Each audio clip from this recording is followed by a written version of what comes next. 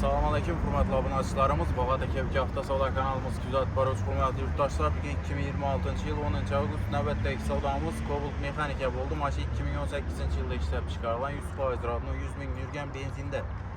Polni şümkə həm rasxodlar ətilgən maşın dostlar. Midnight-ın bar stop diskə bakoy həm koyulan radno 100% maşının baxası 105 milyon som naqd oldu. Özlərimizi bağata satdık. Zakir ağamıza xarid qılıb aldılar maşını. Təbrikliyiniz. Ayda hareketler istekleri zaten. Şu Balat'taki iki hafta sonra Ahmet içeride hemşe şu ruhajana versin.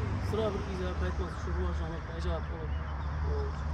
Önem şu yurttaşlarımıza ait ama geleverin gidelim. Acayip memleleri yakşı balların gelişe de o yer, arzan yer.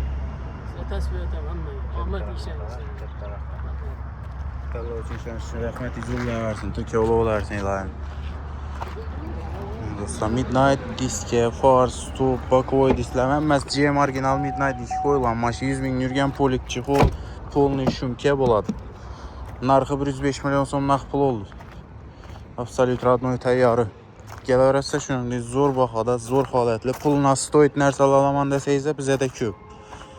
Naqd pula, kreditə, barter əsasından bemal xarid qılsağızda boladı. Sizlərə en zorlarını, en yaxşılarını bizə təvsiyə qılamız. Bizədən tapasıla en yaxşılarını. Gələ öyrətsə kütəmiz rəhmət.